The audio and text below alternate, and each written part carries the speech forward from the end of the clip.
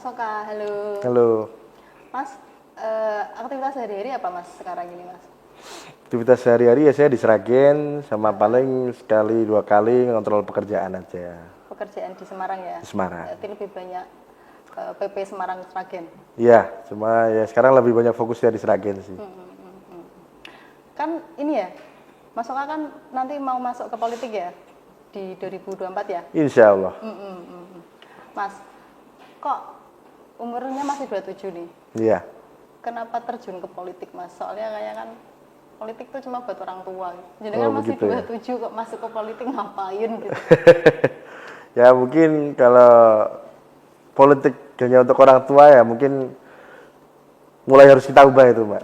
Maksudnya kan kita ini kan era juga semakin ada transisi era ya. Yang maksudnya kita generasi muda sendiri juga harus bisa mengambil peran di sini.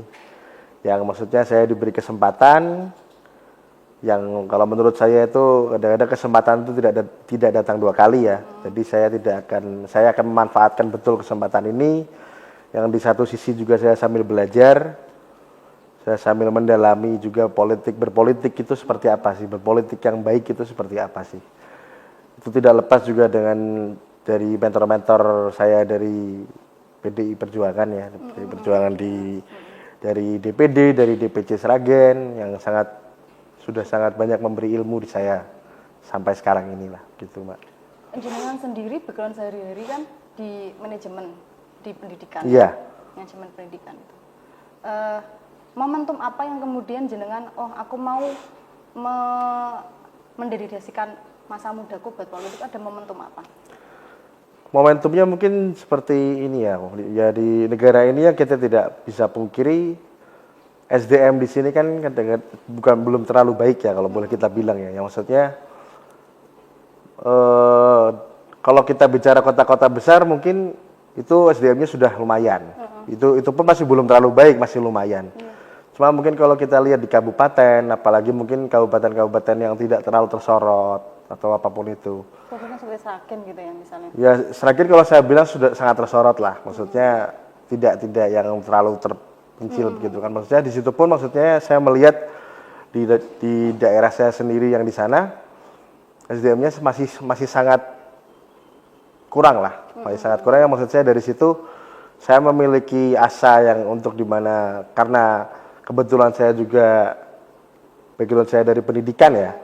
Yang saya menjadi seperti ada semangat untuk memperbaiki SDM di sana itu sendiri. Karena maksud saya Sragen itu juga luas, potensi juga banyak.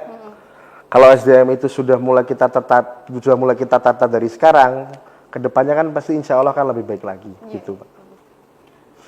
Konstituen jenengan di Sragen ya? Iya. Jenengan melihat permasalahan di Sragen SDM-nya, anak mudanya seperti apa Mas? Dan apa sih yang mau Anda rubah gitu? Kalau SDM-nya mungkin kan ini saya juga sambil masih menelaah ya, proses saya juga masih baru mulai pendekatan di kelurahan-kelurahan di sana yang saya empu ya. Yang maksudnya sendiri kalau saya lihat generasi mudanya itu masih terlalu acuh dengan pendidikan. Karena kalau saya bilang gapailah ilmu setinggi-tingginya itu pasti kan kita itu ya sangat berpengaruh sekali dengan apalagi terhadap keseharian kita. Mungkin Mbak juga bisa bandingkan lah ketika kita berbicara atau berinteraksi dengan orang yang itu background pendidikannya mungkin kurang bagus dan bagus.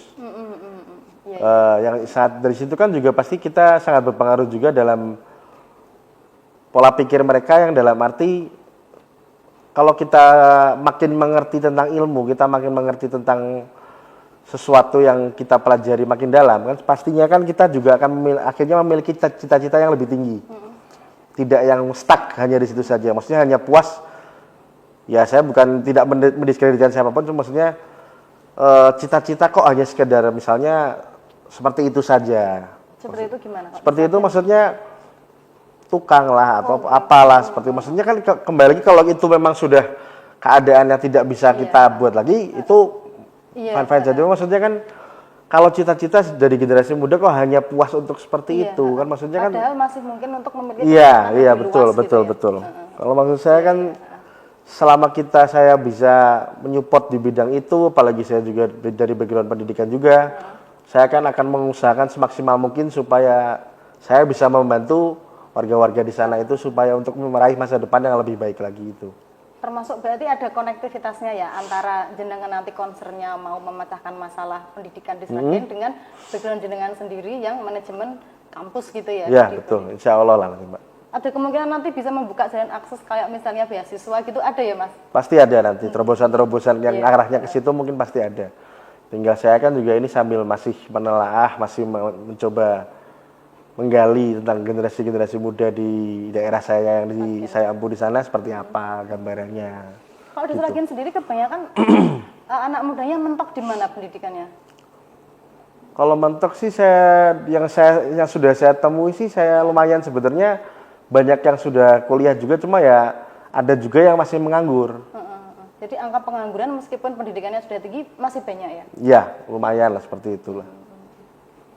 Berarti nanti bisa juga ini Mas, menciptakan apa yang aksesnya untuk buka lapangan kerja atau seperti apa? Iya pasti ada, pasti ada. Ini juga ada. Betul, betul. Lapangan pekerjaan juga mesti kita bisa timbulkan supaya ada potensi-potensinya mana aja yang kita bisa gali dan kita bisa realisasikan untuk jadi lapangan pekerjaan itu, gitu Mbak. Kalau lihat backgroundnya Mas Oka ya, Mas Oka kan juga pernah sekolah di Singapura. Nah, apa sih Mas, kalau kita lihat kan Singapura juga negaranya lebih maju daripada Indonesia ya. Iya. Apa sih yang bisa diadopsi atau paling nggak kita belajar nih diterapkan dari Singapura diterapkan ke sini supaya ditiru sama sistem pendidikannya, apa aja Mas? Kalau saya boleh bilang ya di sana itu masyarakat sana sangat mematuhi aturan satu lagi di situ. Yang maksudnya kembali lagi yang kadang-kadang kita di sini sendiri aturan-aturan sendiri kadang-kadang kita juga kurang paham gitu kan. Dari kita yang memahami aturan itu maksudnya kembali lagi juga orang di sana sangat mempunyai rasa memiliki lingkungan yang sangat tinggi. Yang mungkin saya sendiri lihat di sini itu masih sangat kurang.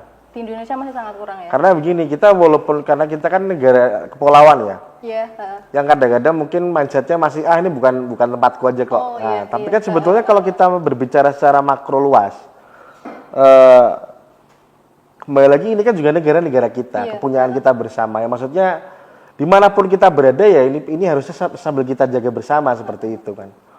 Ya maksud saya lihat mereka masyarakat di Singapura itu seperti itu, sangat menghargai waktu dan kalau dari pendidikannya sendiri saya lihat, saya merasakan sendiri.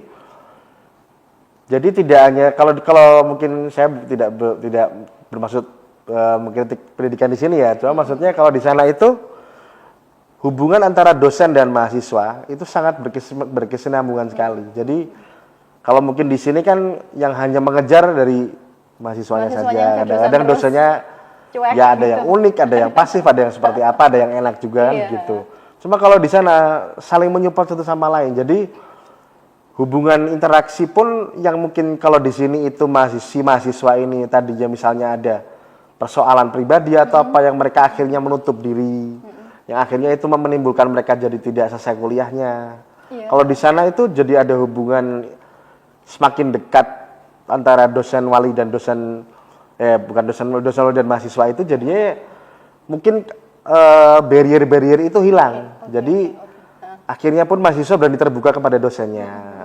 Cerita maksudnya sikonnya sekarang seperti apa. Dari situ juga universitasnya pasti akan memberi solusi. Tidak akan yang berdiam diri saja seperti itu. Jadi hubungannya nggak cuma mahasiswa sama dosen yang ada kontrak. Betul, karena menurut mereka itu betul, karena menurut mereka itu tiap mahasiswa ini kan pasti akan menjadi penerus negara mereka ataupun negara lain yang mereka sedang bersekolah di situ itu, Mbak, seperti itu.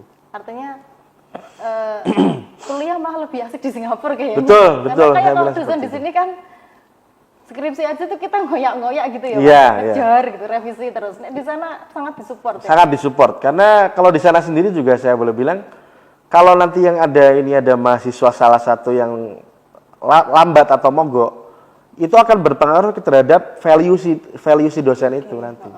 Yang otomatis dia akan meninggalkan track record yang kurang baik seperti itu. Dosennya langsung jadi track recordnya buruk karena ada mahasiswanya betul, yang betul. selesai Iya, skripsinya. betul.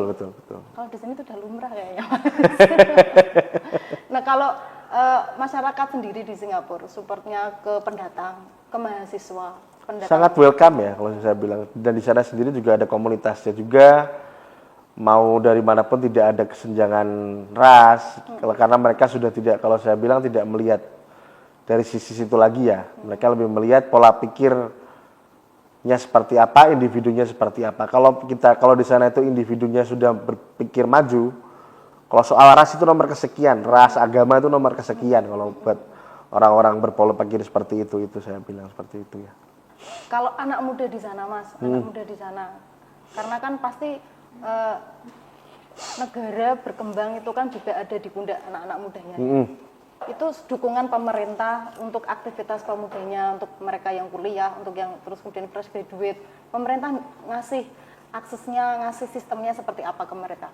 Etos kerjanya kayak apa? Etos kerjanya saya bilang itu ya, pemerintah sangat mendukung sekali, maksudnya apalagi dari gagasan-gagasan yang kreatif itu ya, karena kadang-kadang kalau di sini kan mungkin ada gagasan-gagasan yang misalnya itu terlalu nyeleneh atau apakah mungkin kalau di sini kan kurang bisa diterima ya. Kalau di sana mungkin asalkan itu penjabarannya tepat dan itu maksudnya bisa kita coba, mereka akan memberikan platform kepada mahasiswa-mahasiswa anak muda itu ya, seperti itu, Mbak. Orang-orang Singapura tuh kalau kerja gimana sih, Mas, dibanding orang kita ya? Profesional sekali ya jelas. Etos kerjanya maksudnya soal waktu, dedikasi, itu bedanya dengan orang kita apa? Yang bisa kita pelajari lah, kita contoh. Mungkin lebih less drama ya, seperti itu ya. Jadi itu yang kita banyak drama ya. Itu yang kesekian ya. Kalau saya lihat seperti itu soalnya. Kalau di sini terlalu banyak, akhirnya miwir kemana-mana, jadinya loh, bahasanya jadi seperti itu. Gitu. Kalau di sana ketika kita bekerja mereka sangat profesional. Kerja aja gitu. Kerja saja. Memang mereka dalam arti memang profesionalnya seperti itu ya, mereka akan melakukan itu. Mungkin setelah bekerja barulah mereka betul-betul yang melepas penatnya seperti apa. Dan itu pun kadang-kadang kita melihat, kalau di sini kan mungkin bisa menggambarkan dari orangnya bekerja seperti apa, pasti kehidupan luarnya seperti apa, sangat hampir mirip ya. Kalau di sana kita nggak bisa menyamakan seperti itu. Ada orang yang mungkin hobinya seperti ini, tapi ketika mereka bekerja mereka sangat tidak memperlihatkan atributnya yang seperti itu. Gitu. Kayak seperti totally different person lah ketika mereka sedang bekerja atau setelah lepas kerja seperti itu. Berarti kalau masih jam kerja jadi orang yang sangat berwibawa, selesai. Maksudnya akhirnya mereka bisa menjadi diri mereka sendiri lagi seperti itu. Makanya profesionalisme itu sangat itu ya, mereka sangat bisa membawa itu ya, gitu Mbak. Kak, karena masih baru nih di dunia politik, ada mentor-mentor gitu di belakang jenengan nggak? Orang-orang yang berjasa untuk mendorong jenengan di politik. Kalau mungkin mentor dan maksudnya salah satu juga dorongan saya untuk mencoba maju di politik ini deh, mungkin sebagian besar dari ibu saya ya Mbak. Ibu saya dulu pernah mencalonkan wali kota di Semarang pada tahun 2009. Yang itu waktu itu saya masih kelas 2 SMP itu, 2 atau 3 SMP itu. Saya sendiri juga kaget. Saya lagi muter-muter sama teman saya di daerah Semarang, bahwa daerah Kauman situ. Saya melihat poster ibu saya di situ. Loh, kok ibu saya nyalon wali kota gitu kan. Saya telepon, ya masih anak kecil juga waktu itu kan. Akhirnya dari situ yang akhirnya banyak dinamika yang terjadi di keluarga kami. Yang makin kesini akhirnya saya diberi kesempatan oleh satu lagi juga ada Bunda Agustina Wilujeng yang akhirnya memberi kesempatan ke saya untuk bisa maju politik bersama PDI Perjuangan, yang akhirnya saya mendapat restu juga dari ibu saya, yang sampai sekarang pun juga sampai sekarang ini saya melangkah ke sini, saya selalu minta arahan dari dan petuah-petuah dari beliau lah. Petuahnya apa aja Mas? Ya intinya berpolitik itu berpolitik yang benar, jangan mengutamakan apa ya istilahnya, di hidup itu jangan mengutamakan uang. Ya kalau ibu saya selalu pesan pada saya seperti itu sih, biar uang yang mengikuti kita, dia begitu. Dia pokoknya dalam arti itu value dalam diri kita sendiri harus kita selalu tingkatkan. Makanya ibu saya juga selalu memotivasi saya meraihlah tuntut ilmu setinggi mungkin. Yang ini juga saya sekarang sambil jalan masih mengambil S2 juga, yang insya Allah ya bisa selesai secepatnya. Amin. Gitu sih Mbak. Kalau untuk konstituen, untuk warga di Sragen, kira-kira nanti kalau udah terpilih apa nih yang mau Mas Oka berikan kepada mereka? Ya insya Allah otomatis kalau yang secara umum saya pasti akan bilang saya akan mencoba memberikan yang terbaik ya. Cuma mungkin kalau untuk secara spesifiknya kembali lagi saya juga harus sambil melihat penataan di sana itu seperti apa sih, arahnya nanti bisa saya giring kemana sih. Kalau PR saya sih yang paling saya ingin saya niat untuk terapkan di sana yaitu tadi saya ingin mencoba meningkatkan SDM di sana. Dengan mungkin nanti kalau misalnya ada peluang dan ada situasinya memang betul-betul tepat ya, kalau bisa saya membuka kampus 2 di sana, saya akan buka kampus 2 di sana untuk memfasilitasi Mereka supaya warga di sana. Betul. Jadi intinya tidak harus kuliah jauh-jauh sampai ke Semarang. Di sana pun saya juga di sana bisa membeli platform untuk mereka, memberi wadah untuk mereka yang akhirnya mereka bisa mungkin berkembang, berkarya semaksimal mungkin gitu, Mbak. Apa yang membuat Mas Oka merasa aku layak duduk di kursi DPR di Sragen? Saya kalau bilang saya layak kok kayak sepertinya itu ya. Kesannya bagaimana gitu ya. Mungkin kalau boleh saya bilang saya diberi kesempatan. Kalau saya sendiri tidak ingin menyia-nyiakan kesempatan ini, yang saya sendiri maksudnya saya bersyukur dilahirkan dari background keluarga yang seperti ini, yang kalau di hidup saya itu bisa berguna untuk orang lain dan bisa membantu untuk orang lain itu yang lebih penting untuk saya. Gitu aja sih Mbak. Mas, pileknya nanti kan masih di Februari 2024 ya? Iya. Artinya masih ada space waktu panjang banget nih. Artinya medan pertempuran masih jauh. Betul. Supaya memaintain stamina, fisik, mental itu gimana jenengan Mas? Intinya ya saya kalau sudah diberi pesan dan arahan oleh para mentor-mentor saya ya intinya ikhlas lillahi ta'ala, berjuang semaksimal mungkin, berupaya semaksimal mungkin untuk hasil biar nanti Allah yang mengatur. Intinya kalau saya sih dalam arti saya akan berupaya semaksimal mungkin dulu saya, yang maksudnya saya juga paham pasti akan ada lelah pikiran. Apalagi nomor juga belum keluar ya Mas? Iya. Biar itu maksudnya nanti tetap semangat juga untuk ke situ. Yang maksudnya saya sendiri intinya tidak akan ya berusaha semaksimal mungkin, tidak akan mengeluh lah. Karena maksudnya kembali lagi saya juga sudah tahu apa yang seperti apa yang akan saya hadapi. Jadi insya Allah kuat lah Mbak nanti pasti Mbak. Harapannya next Mas, harapannya ke depan menghadapi medan pertempuran ini di Pileg 2024 ini Februari, harapannya apa? Harapan saya ya tetap ingin mencoba meraih hasil yang sebaik mungkin, yang bisa tetap mengemban amanat dari masyarakat, yang bisa membawa diri sebaik mungkin, tidak hanya sekedar janji saja lah, insya Allah seperti itu. Ya begitu sih Mbak.